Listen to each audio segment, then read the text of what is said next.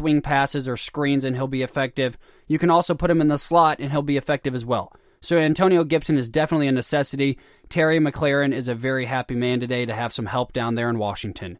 Next up is a guy that I definitely thought could have gone in the first round of the NFL draft, but Josh Jones, the 6'7", 320-pound guard out of Houston, is now an Arizona Cardinal. Cardinals, this is definitely a luxury for you.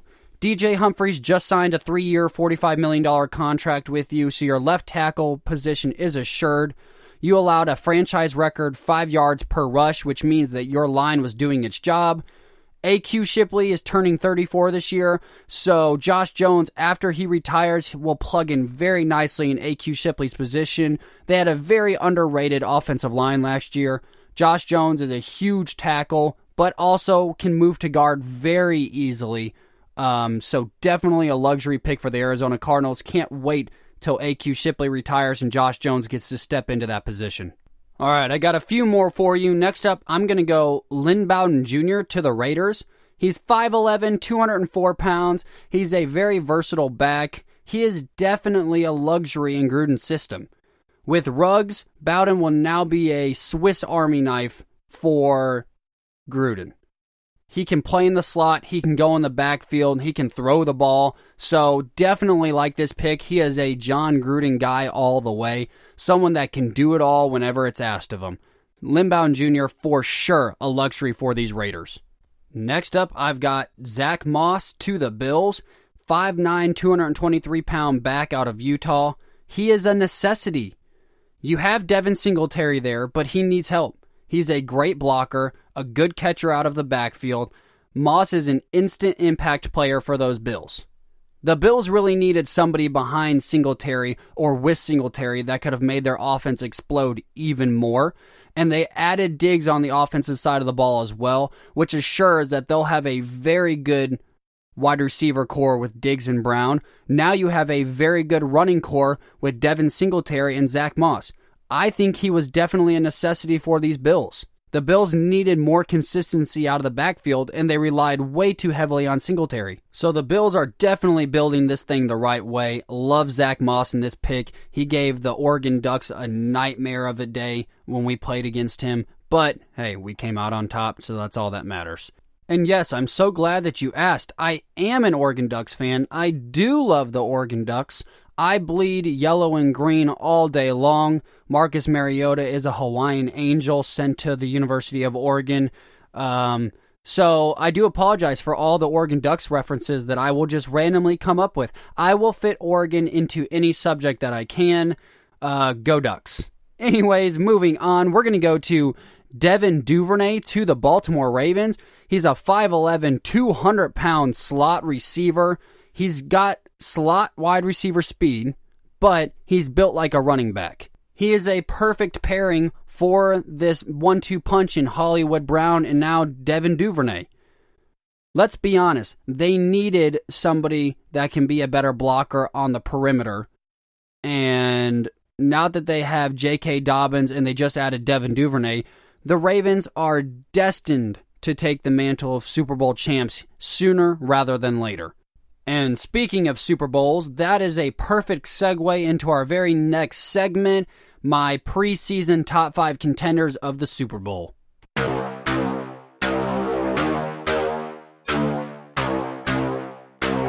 So what I have done is I have chosen 5 preseason Super Bowl contenders. And throughout the entire NFL football season, every Monday we will have a contender update, and we will be following these 5 teams that I have chosen very closely throughout the season, and that way we can kind of predict where I'm right and where I'm wrong, and we will always update it every Monday with new contenders popping into these top 5 Super Bowl contender spots. But we're going to go ahead and start off with my preseason number 1. You got to go Kansas City Chiefs. I am a firm believer that you don't get knocked off until you get knocked off.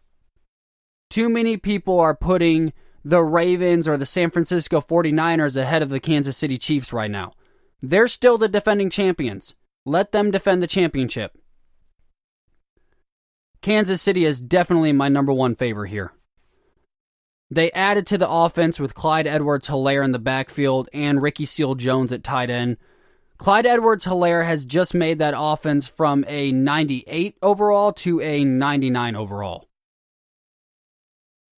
I'm kind of like the Madden game. I don't give out hundreds.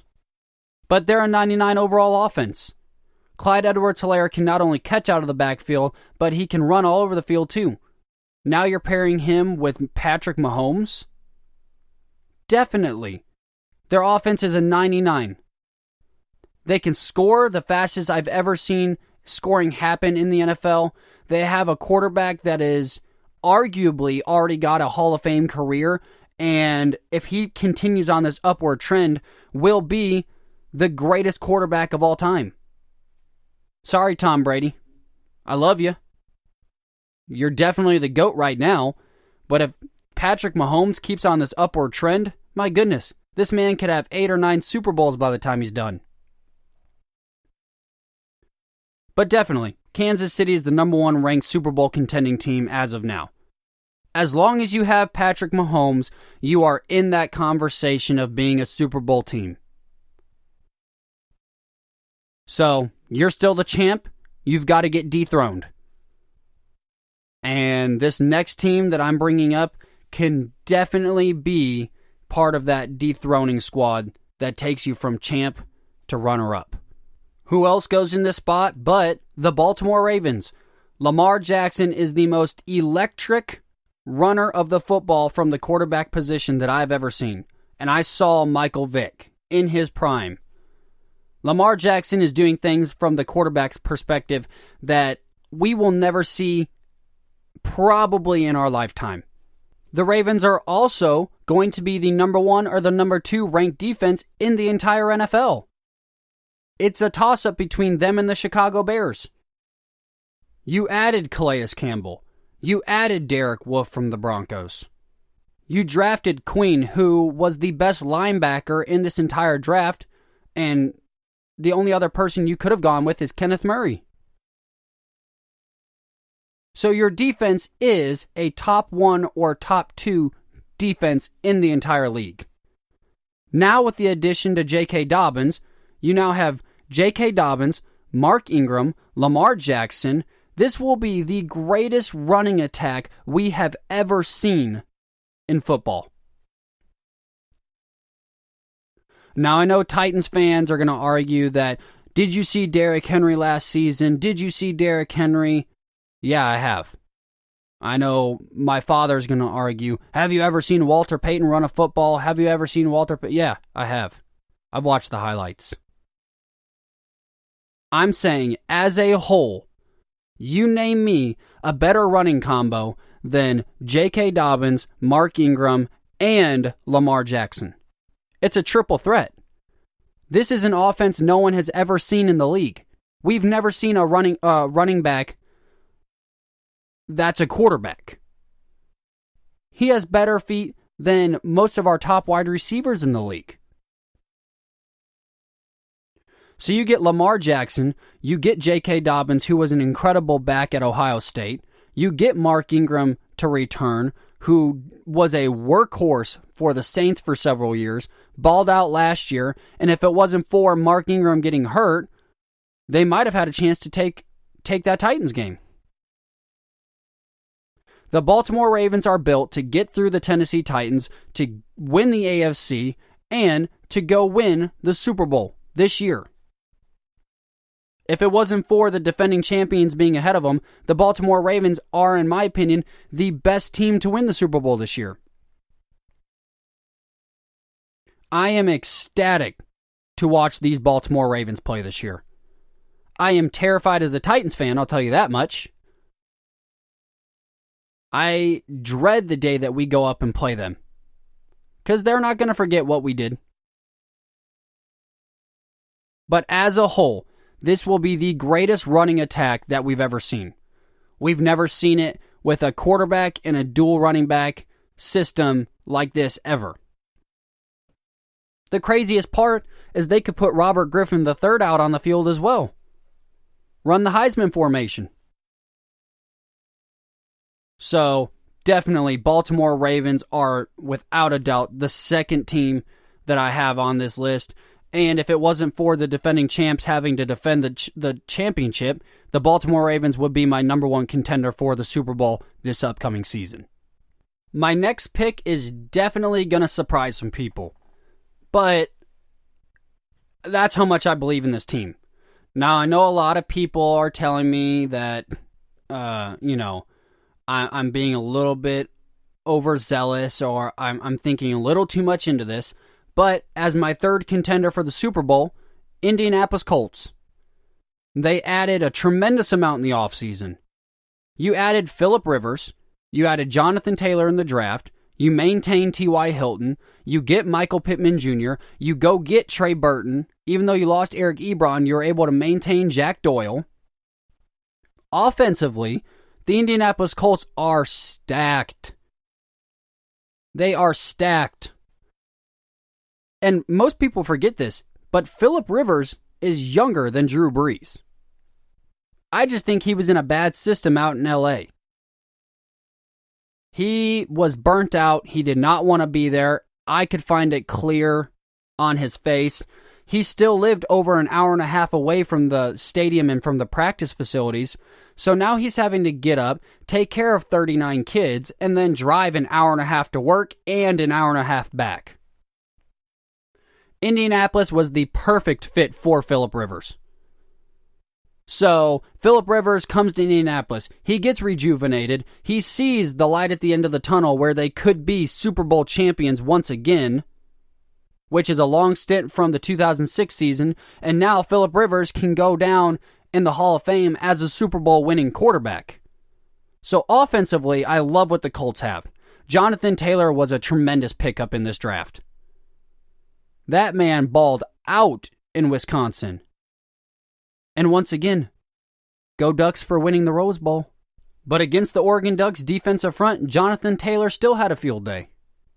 So Jonathan Taylor is an incredible pickup. Phillip Rivers, I think, is going to be rejuvenated. He's going to be ready to go.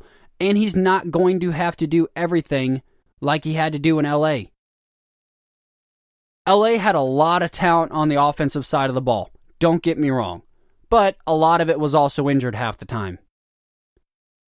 And so Phillip Rivers started over-forcing things, and Phillip Rivers is one of those guys where he doesn't have to throw, 60 and 70 yards down the field and go for that big bomb, but Phillip Rivers is going to. That's Phillip Rivers. But I think he's going to a really good situation with Frank Wright, and the Colts defense just became top 10. You add Xavier Rhodes. You have Darius Leonard. You have now DeForest Buckner, Malik Hooker, Justin Houston. What big of a part was Terrell Suggs to that championship team and that championship defense last year for the Kansas City Chiefs?